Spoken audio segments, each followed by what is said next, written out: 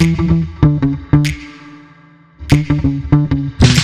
the show today, we have Johanna Laurent, and here is why she is awesome. She's a speaker, entrepreneur, and founder of Positive Phrases, a platform dedicated to spreading intentional, authentic positivity through words and actions. You kind of need both. She's also the author of Everything is Perfect, where she explores the tension between radical acceptance and performative positivity, challenging the idea that positivity should mean ignoring discomfort or glossing over workplace pain. It should not, is what she's stressing here.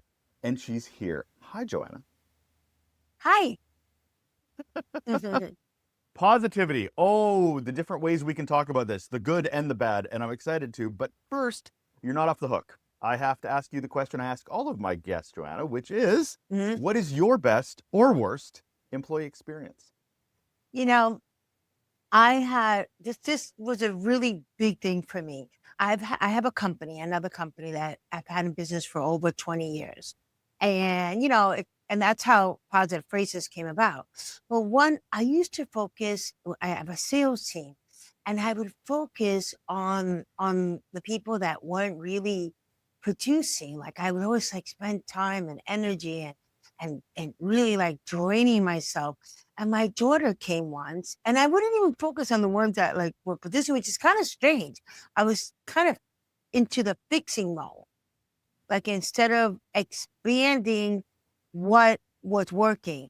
And my daughter comes to the job and she goes, Mom, wow, that person's sales is amazing.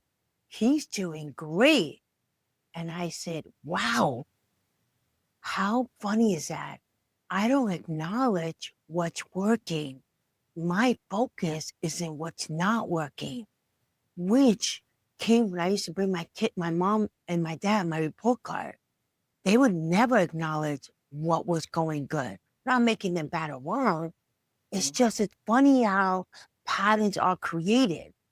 And I said, wow, they would focus, if I got all A's and one D, which had happened, they were focused on that D instead of what was working. And I said to myself, it was a big breakthrough. And that employee, when I started focusing on him, became a multi-million dollar producer in the company. Do you think it was, and I hear you, believe me, especially older generations or other cultures are very specific on that, the negative. They're like, oh, it's the stuff that's working, I don't need to care about. I just need to care about that's not working. Do you think it might be a level, and I'm just guessing here, that they weren't working in the way that worked for you? You don't work how I work, so there must be something wrong. Do you feel like that might have been a part of it? 100%. We're too Right. busy. It's easy to like people that are like us. Come on, let's get real. That's the easy part. If I can meet all Joannas, it's all good. I'm gonna have a fantastic life. It's gonna be awesome. Great experience. But it's not like that. And we all know that. And we're here to grow. And how do we grow? By seeing the greatness in others. But Russell, biggest breakthrough I've had is I couldn't see other people's greatness until I owned mine. So as critical as I was of others, I was really critical of myself. Everything is me. And when I really started like noticing that and observing that, that's when I started growing and producing what I wanted because I knew it wasn't outside of me. It wasn't the other person. It was me. And the more I own my greatness and the more I develop and master my craft, the more I create a space for them to master their craft. It's all an internal journey, Russell. Thank you for that. It is a huge staple of this show. Even though the show's called Relationships at Work, the number one relationship we have is the one we have with ourselves. 100. And that's the one that I don't think we stress enough about. We keep thinking of how are we going to do? How are we going to interact with other people? And that's just not the way it should be. What I love on this show is defining things because, again, we throw out terms all the time and don't always define them. Or sometimes my guest and I might have different understandings of terms. And since we're talking about positivity today, I'm curious, Joanna, about how you define workplace positivity. By staying Like one of my top producers goes, stay in your lane, Johanna. I go, ooh, that's a good one. Stay in your lane. Because, you know, I have mastered my craft, right? They have mastered their craft. And when I go in someone's lane, I make it hard for them. And because unless I'm going as a collective, together is better. See, together is better, but together is better by respecting each other's talent, by allowing people to process things.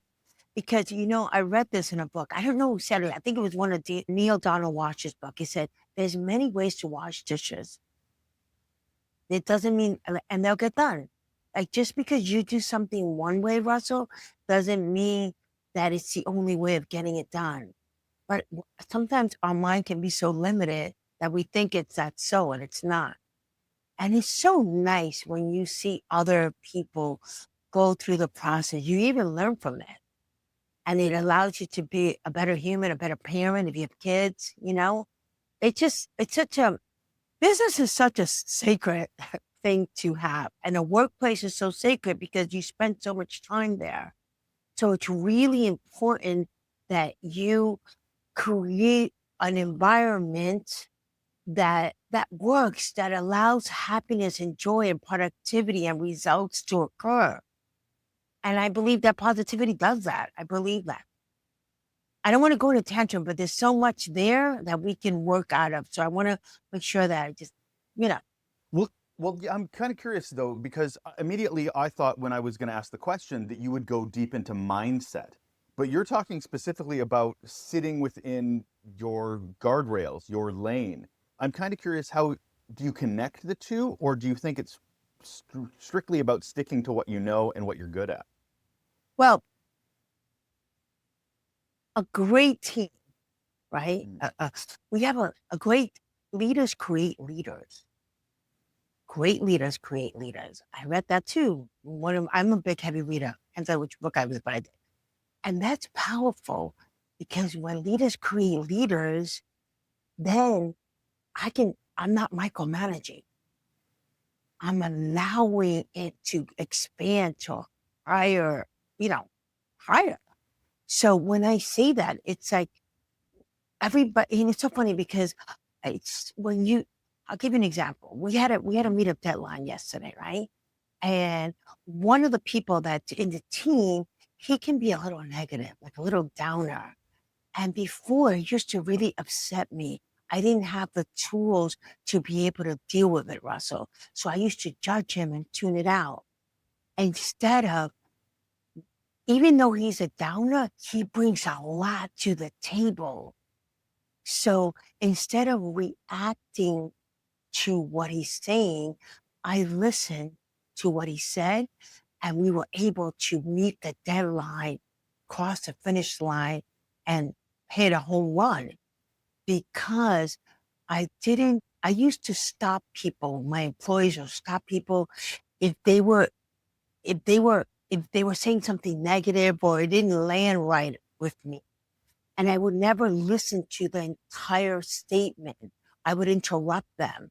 And now I've learned to step back and allow people to speak and allow people to be. And when I do that, I see the gem in that conversation because I know that I'm causing my whole reality. I love that. How would you compare being positive with the negative of positive in the workplace, the toxic positivity, the forced cheerfulness? What is the difference? It sometimes helps me define things if we focus on what it's not as much as what it is. So in contrast, we work in a lot of organizations that are like, hey, everything's great. Don't look over here. Like, it's very much of focusing on how it should be rather than what it is. How do we differentiate? That's inauthentic positivity. That's not authentic positivity. When you're authentic, something sparks. When you're inauthentic, it just doesn't move because it's, yeah, you want to say, wake up, today's a great day. Yes, I always wake up, today's a great day. It's a great day. It doesn't mean I'm not going to have challenges. It doesn't mean I'm not going to have obstacles, but my spirits are high. My spirits are open. I'm open. So when the obstacles come, I don't see it as a breakdown. I see it as an opportunity, or there's something there. It's how I observe things. So when you have that phony positivity, if I go, I have an employee that was going through a lot of very tough time, and I would read with him in the morning. But I would also, when I would read with him and I would see that he was hurting himself, I would share times when I hurt myself. And I would share my experience so that he can see things differently. That's authentic positivity. Positivity is about being honest, but being honest in the light. Oh, I love that, Russell. Being honest in the light. You get it? It's not being honest in the darkness. It's not me saying, Russell, you're great, and then me going, Russell's a jerk. That's toxic positivity. That's inauthentic. That's not going to work. Or saying, I'm just saying that it's going to work, but I really don't believe it's going to work. I just said that at the meeting because I wanted to get out and have my coffee. That's toxic positivity. That's not honesty. So you have to be authentic with the light that's within so that you can shine it outward and among others and create the space for them to shine. Why do you think a lot of leaders and organizations subscribe to that whole everything is awesome? Everything's great. Everything's fantastic. And they, as opposed to being realistic. Okay, so that's a very fine line, Russell. Mm-hmm. Being realistic can have a limited conversation, a limited way of being. So when you're saying be realistic, are you telling them to that it's impossible? Are you demeaning their belief? Are you trying to let them know that just because you don't see it or you don't believe it could be done and you're putting it out on them? So leaders that do want to create the positive environment of this is a great organization, they could stand in a mantra. They could stand in a mantra. It's okay for them to have that. It's okay for me to be this positive leader because this positive leader has been in business for 20 something years because of my positivity. So there's nothing wrong with that. You don't want the leader of the organization or the leader walking in lack or disbelief or that's not possible.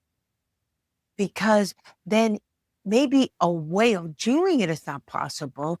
But if that person is in the belief that anything is possible, they'll find a way of bringing the company forward. Because in their mind, they're seeking a way. So what you seek, you attract. So it's not being realistic. It's just looking at opportunity, looking at there's a way forward, even through realism. So for myself, I've always been a realist, Mhm, but I've always had aspirations to be an optimist. mhm. Because to be honest, I feel like optimists are the ones that are moving things forward. Pessimists don't. They just sit in the mire and just point at all the negatives and don't move anything forward. They just sit here. It's not only being realistic, it's also adding that additional lens to that realism and the wah droopy. I'm showing my age here a bit. The sort of focusing on the darkness as opposed to what you've said, which is focusing on the light. How do you feel that that might go too far? Because there's going to be people in the organization going, if you paint everything with a positive brush, you're not being realistic. Because there's a lot, and I get it from an inspiration motivation standpoint from the head of the company because they need everybody to buy into the vision and mission. But there are people in the organization that might be looking at that going, but they're delusional. They see, like, even if they're not, Mhm. but that there is that diversity lens where they're like, I don't connect with that because I'm not that way. How do you address that? I'm skipping ahead here to a little bit about how to engage with culture and teams, but I'm kind of curious in the way you're describing it. I've learned so much to be this way. I've, I've, and I've seen so many miracles because I am this way, because I train my mind to see opportunities versus lack. And it's a constant training. I'm constantly growing. I'm constantly moving forward. I'm sure till the last day I'm gonna a little bit of doubt does show up in my mind. But I go, okay, that's doubt. That's not real. I've become, the goal is to become an observer of your life, Russell. So you can see what works and what doesn't work. But this is so powerful because what happens is one of the business partners that I have, he tends to go the negative route, but he acts in a positive action. Interesting. So when I allow him to be, it allows me to be, and my outcome most of the times come out. They win. I win. But I could get into friction that the way he delivers the opportunity is so negative that my mind used to shut it down. I used to lock myself in the office. But now, since I've grown and done more work internally to see the good in him, I'm able to be in a meeting, allow him to be, and still see the jewel and see a direction or see something that he gives to me and still focus on the outcome and add it on to the outcome I want and for it to come out. So pessimism and negativity, it's there to cause growth. It could be looked at like that. You could grow with it. Don't fight it. Just say, okay, it's here. What am I gonna do with it? I'm gonna push myself even bigger. It's all you, Russell. It's all within. I love, Joanna, that you got super positive about pessimism. That's basically what just happened I there. think we're So I want to dig into that self work though, because as you said, the first place we need to start is with ourselves. And that's where I want to dig in. So, what would you recommend to a leader, to somebody in the workplace? What inner work would you recommend they start doing? Because you don't just start this tomorrow. There is foundational work. I'm assuming there's foundational work that we need to do to ensure that our optimism is authentic and not performative or not avoidant. So, what do we do as individuals down that path? we have to stop we have to stop pretending. We have to stop, like, you have to take a look and say, okay, your body talks to you. Your life speaks to you. If you're looking at the life that you've created and it's not what you want, then we need to do some work. As leaders, I always, you know, I just wanted to get this lifetime right. I wanted to make sure that I was in communion with God. I wanted to make sure that I became the best person God created me to be. I wanted to make sure that I made a difference in this life. That if I came across someone that was to not my liking, that I looked in my heart and found empathy for that person instead of just push aside like they don't matter. Mattering to me was important. And I wanted to make sure that others mattered, but that I mattered too. There's so much work I did on myself. And how did I do? I just started reading. I would read, I would look at leaders that I wanted to, that were mentored, that they didn't even know they were mentoring me. That I would look at what books they read. I would look at the beauty of right now. I'm 60. So it was different back then. It's funny, when you are in quest of becoming your greater self, things show up, books show up. You go to the bookstore, you'll be like, interesting book, and you pick it up. Life brings you the road that you want to walk on. You just have to know where you want to walk, how you want to walk, who you want to be. And some people go, but I don't know. I don't know my purpose. I don't know what I want to do in this life. No worries. Don't get caught up in the how your life is going to turn out. Get caught up in who you choose to be. Identify a couple of things. If you choose to be wealthy, if you choose to be honest, if you choose to make a difference, start there. Start who you want to be, and the how and the journey will become.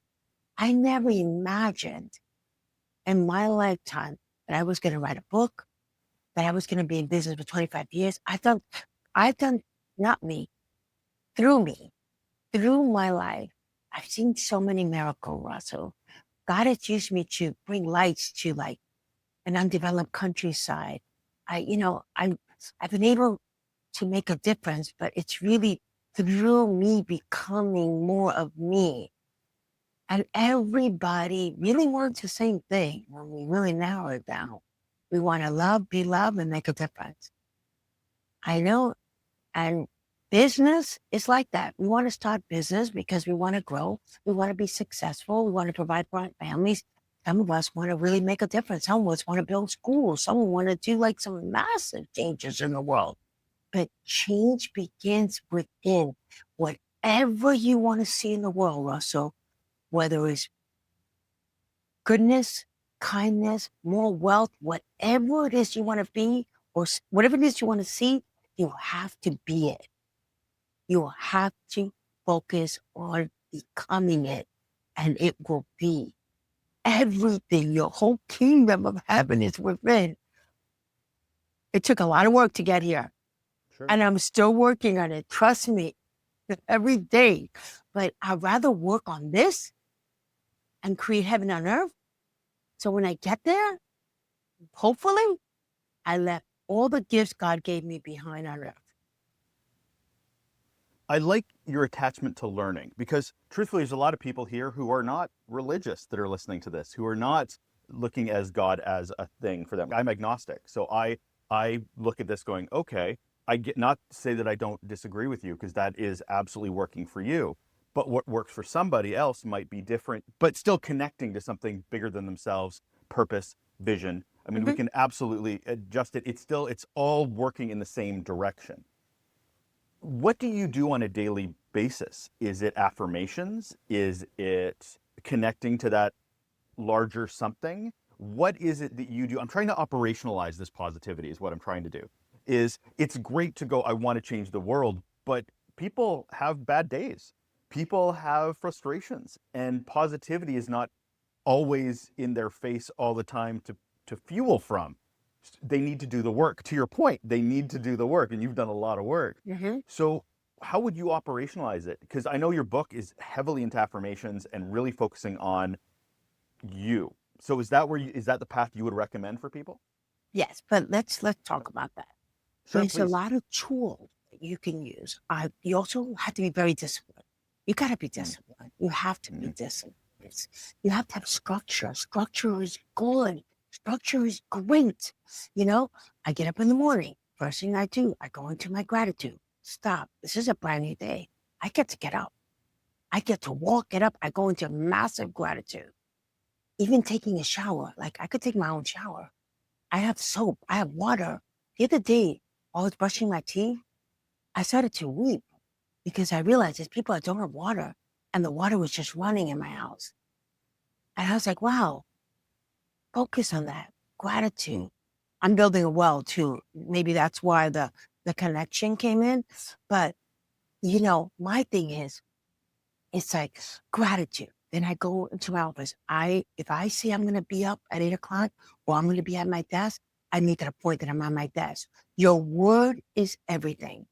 Your word. If you say you're gonna finish something, finish an email. I don't care if it's 11:59 p.m. Finish it. Keep your word, because when you keep your word to yourself, things start manifesting, because then whatever you say is created. Your word, gratitude.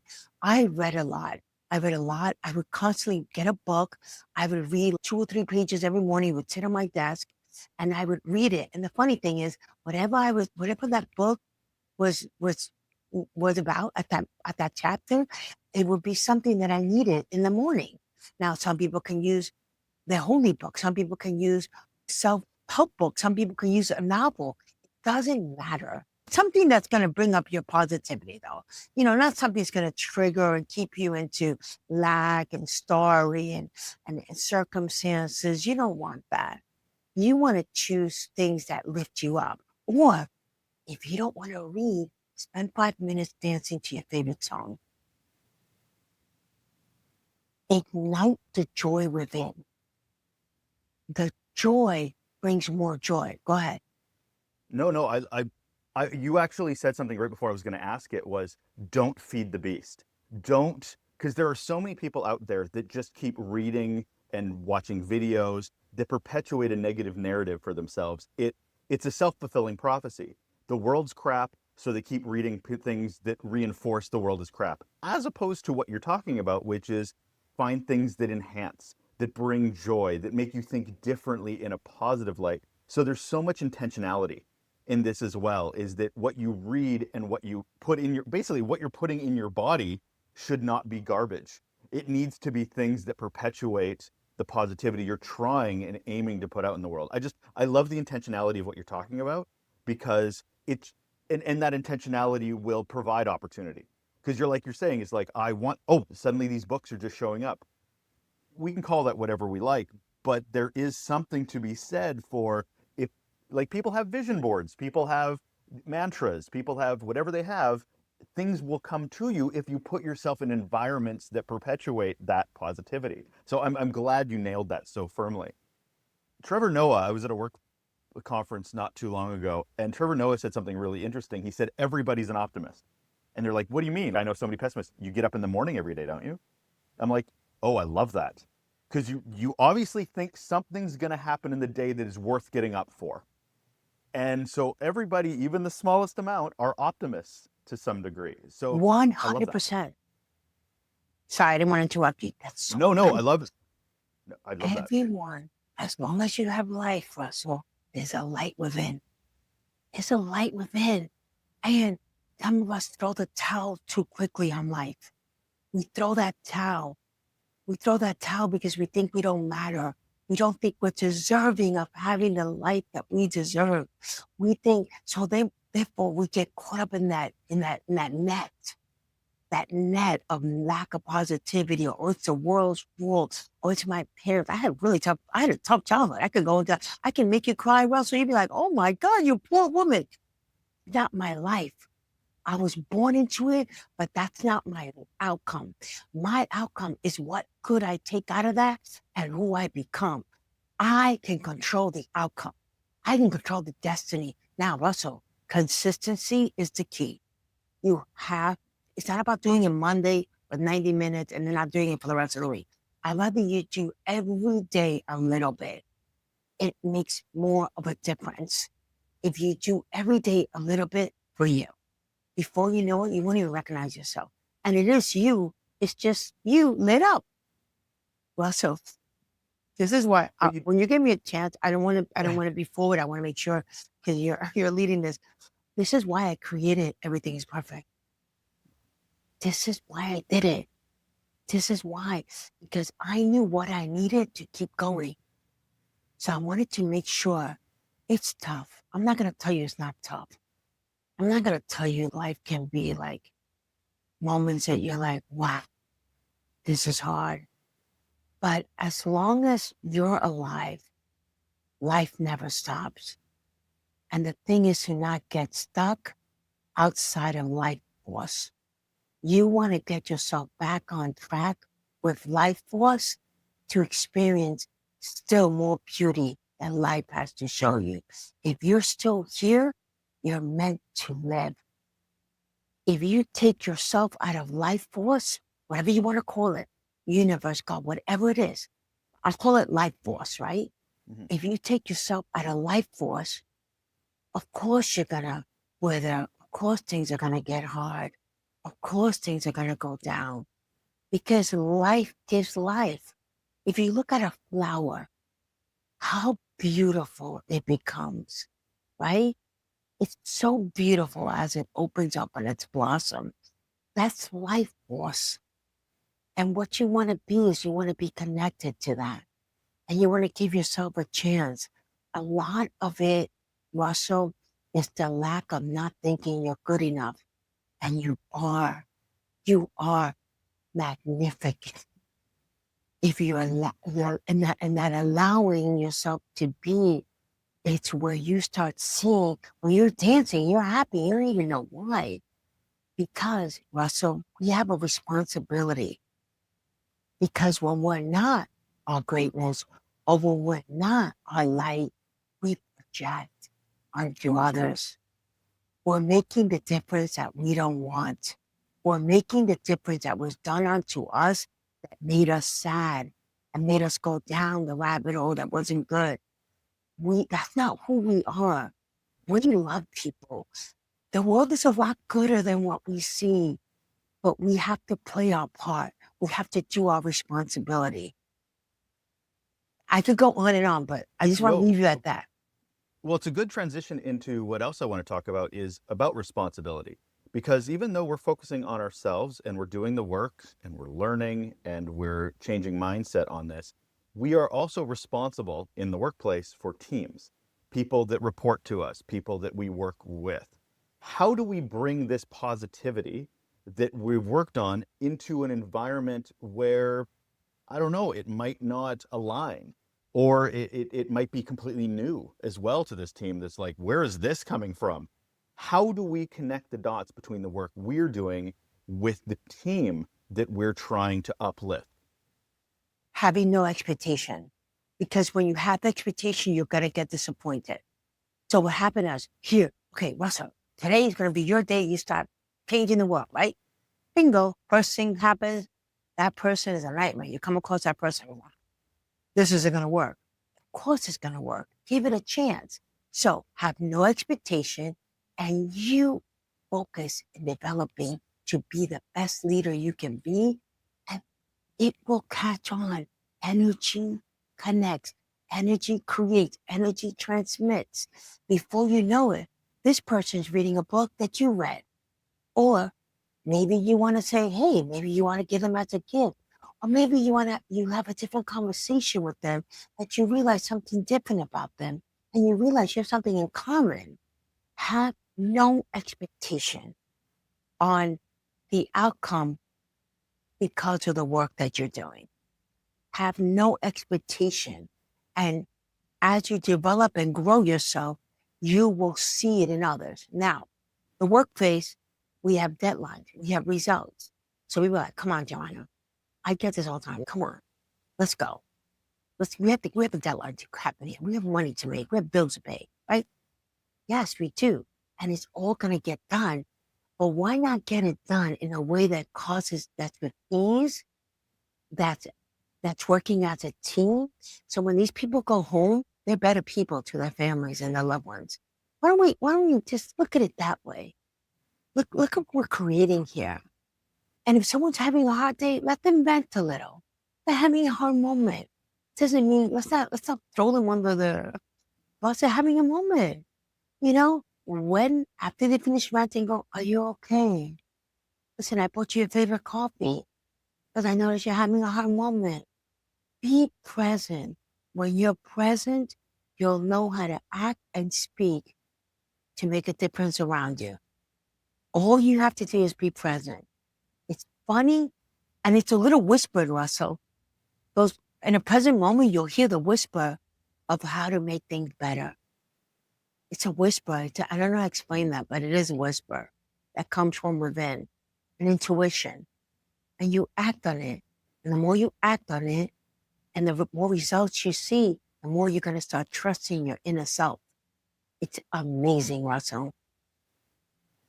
I love talking about the space you're creating because it's acknowledging that not everybody has great taste. Positivity is not 24/7. We have to acknowledge that there are people having a hard time on our teams, but giving them the space is positivity. It is allowing that celebration or that struggle to sort of happen in that space, but we can't do it if we're walled off going, to your point when we started this conversation, which is you're not like me, so it must be wrong. So to come back to that point is you're not positive like me, so there's something that might be wrong. And I love that you're saying no, that's not the case at all. It's you should provide space for that.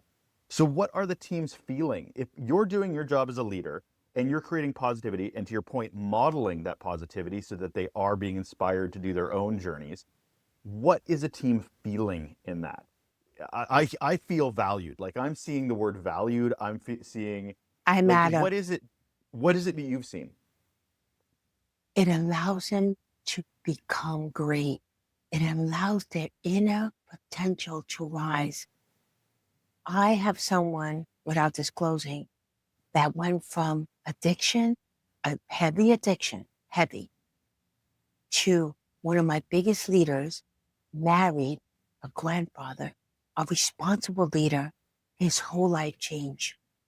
All because allow people to go through the process. Where you know what? It's the same way the universe allows. The universe gives us grace, right? The universe gives us, come on. I'm like, oh, universe, you allowed me to do all this crap and you still came through for me. Thank you. You know, thank you. So why are we so selfish with ours? You know? You're making me think of communication because just the way you're talking, the way you're expressing yourself, communication is one of the major foundations of this show. It's self-awareness, which we've talked about, situational awareness, understanding our teams, but communication. What does communication look like? Workplace language look like if we're trying to be positive and also avoid toxic positivity language? What are some things we should be looking for, both positive and negative? This is really important. If you're angry, let's say I'm angry, something happened, cause anger with me, whatever. I have to pause. Pause, Johanna. Because I could treat someone, I could take that anger and come on and say something like, I want you to get that work done. Instead of pause, you're angry. You're not right now should be speaking. Control yourself, guide yourself. Take a walk, get a glass of water, shift, shift. Why, for actually, why did I get so angry? Why did that bother me so much? Because if I don't resolve that anger, I'm going to project it. I'm going to treat someone terribly. And then I'm going to have to clean that up. And sometimes you can lose the opportunity of cleaning that up. So,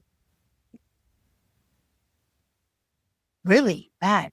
So you could say something to someone in a very horrible thing, and they don't forget it. Because you know what's crazy, Russell? Someone could tell you, I love you a million times, and you get it. But someone can say, Russell, I hate you. And that I hate you will live longer in your mind than the thousand I love you I told you. So that's how careful we have to be with our anger and our negativity that's toxic.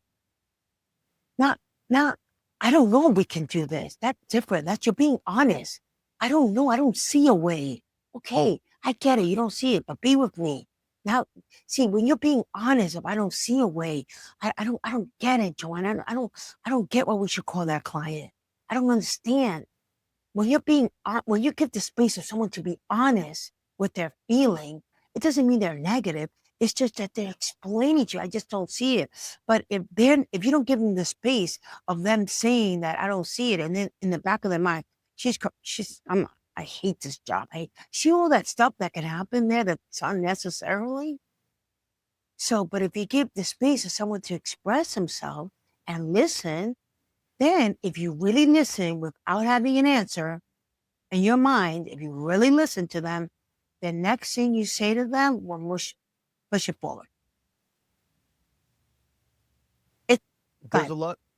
No, there's a lot of people, a lot of leaders that will go down this path, become positive, have their teams down that path, but they're still working in an organization that's so focused on results. They don't care if you're negative or positive, as long as you're hitting a checkbox, as long as the widget's getting made or the service is getting delivered. That's all that matters. It's about the bottom line. How do you navigate a culture as a person that's trying to show positivity, not masking, trying to be genuine and authentic for your teams, and yet the executive or just the way the world operates in that organization might not align. You're hearing a lot of CEOs now, in their 70s and 80s and 60s, saying how they regret that, Mm. how they regret not making family first, how they regret the difference that they didn't make. You hear a lot of that now. You hear a different conversation. You hear a lot of you start losing your top employees. You can have that can happen. And the way it happens is, so if you are at a job that you don't like, always be your best anyway. If you really trust that the universe is going to provide for you, be the best and it will come. Opportunities came to me by just being the best. I never imagined that I was going to be president of a company or running a team. I was just always my best, Russell, and the opportunity came. So as a leader, a lot of leaders, if you look and you start looking at YouTube, a lot of these leaders are saying, a lot of these videos out there, they're saying, I made a mistake, you know, or they're living their last chapter of their life going, I treated these people horrible. Look what I did. Haunting memories. That's what you have to be careful. You want to make sure that you're creating memories that are going to be beautiful at the end of this journey of your life. Because how you treat others, I don't care if it's a workplace, I don't care if it's at McDonald's online, I don't care if it's at Starbucks, I don't care where it is, will transmit back to you. It is what it is. I didn't make that law. Everybody knows it. You can experiment with it. It is what it is. So I notice a lot of CEOs saying that you can get results and create a great environment. It is possible. And I think these new leaders are into doing their homework. And if they're not, then that's why I'm out here to make sure that, I can only do my best, Russell. I can only be my best leader, so that I can become an inspiration. I don't want to tell people what to do. I want to be an inspiration for others. How do you integrate this into a culture then? So we talked about consistency. How do you see an organization, maybe it's a pie in the sky, maybe it's something you've seen, where maybe it's recognition programs. Like, how do you support positivity within the workplace to perpetuate it and to not get into the performative side of it and to actually genuine hope and positivity? Bringing in speakers. I think it's important. I love when they do events. I love when they do family events. I love when they do, like, really look at different things, look at different companies, see what they're doing, see what they're doing, what programs do they have? What programs do they have for people? People love, listen, what's beautiful about life, I love companies. Companies create environments for people to have structure and to come in and be a community. How great is that? Right? That's wonderful. People that are lonely and no place to go and just get up in the morning and have no structure, that can cause a lot of not, you know what I mean? Like, having companies, it's a beautiful thing. So if we're gonna have a company, let's create a company that has an environment that is causing that we're getting the results. Everybody knows we're here to get the result. So how are we gonna get the result? Have a box, employee suggestions, you know, things that people that not confidential, that go to the leaders, that employees can write down suggestions of what would make the environment a better workplace. Like, start being on discovery, go into the discovery of how to create the result. And you'll even create bigger results.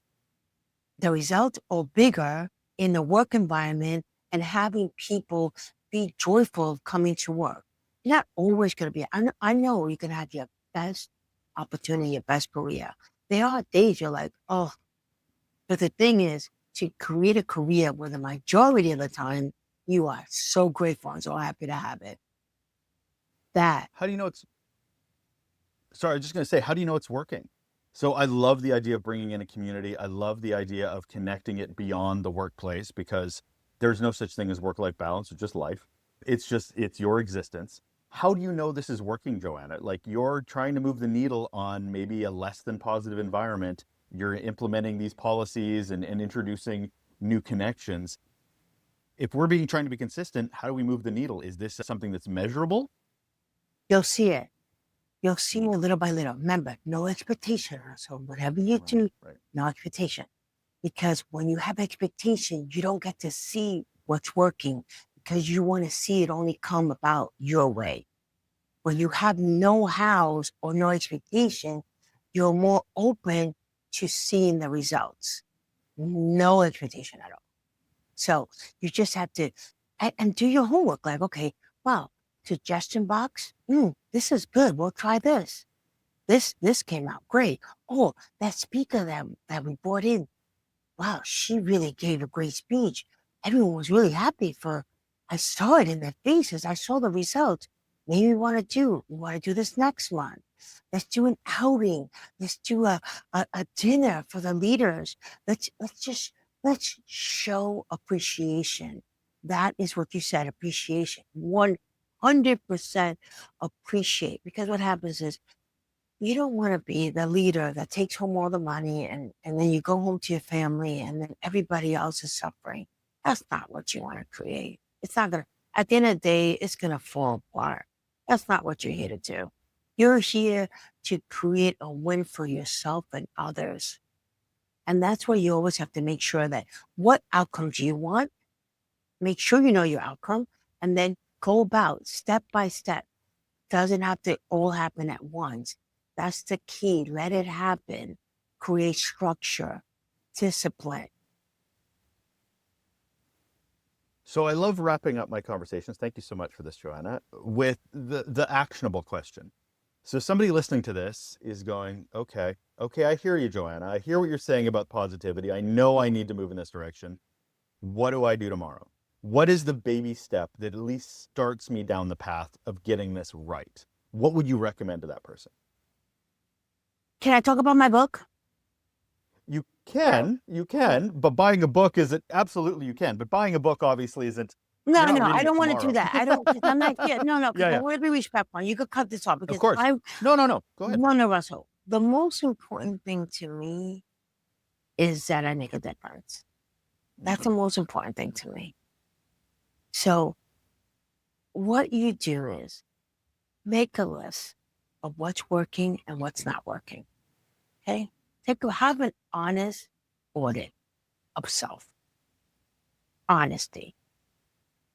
What am I not happy with? What am I happy with? And let's take a look. I'm going to keep what's working, and what's not working, I'm going to tackle them one by one. One by one. If my health is not working, what am I going to do? Maybe I'll just start with my breakfast. Something small. I'm going to change that because that's not working. That's just not working. What I'm doing in the morning, what I'm intaking, it's having a bad effect on my lunchtime. You know what I mean? If that's it, wait, it's my mindset. I'm a negative. I wake up, I make the household negative. I'm angry. I'm yelling. Why don't I change that? Why don't I wake up like this? I'm going to wake up and I'm going to look in the mirror. And when I'm brushing my teeth, and I'm going to tell myself 3 things I'm grateful for. And when I'm at that mirror, when I'm done with those 3 things, I'm going to tell myself I love myself. Because you know what? I love myself and I'm willing to look at it. When I love the fact that I'm willing to look at it and I'm willing to make a change. So I'm proud of myself. Stop right there. No big deal. That's it. In my office, I'm going to get rid of everything. If it's an office environment or wherever it is, or my classroom or wherever it is, wherever you're spending time in, I'm going to look around and I'm going to get rid of everything. I'm going to declutter the negativity. I'm going to declutter things that make me sad. I'm going to declutter things that makes me angry. I'm going to clean out my office space or my workspace. I'm doing that. Little by little, I'm going to tackle this list. And let's be perfectly honest, Johanna, there's this book called Everything is Perfect that has 100 positive affirmations that may be able to help you down that. But you're not reading it all tomorrow, but it is a good way to start. You're not doing 100 in a day, but you have to start somewhere. Hmm. Thank you so much. This is Johanna Laurent. She is a speaker, entrepreneur, and founder of Positive Phrases. She also has the book that I just mentioned, which is Everything is Perfect, a collection of 100 positive affirmations to cultivate a joyful, mindful, and positive life, the perfect gift for self-care, positivity, and every day. Thank you so much for being here, Johanna. You're welcome. Thank you.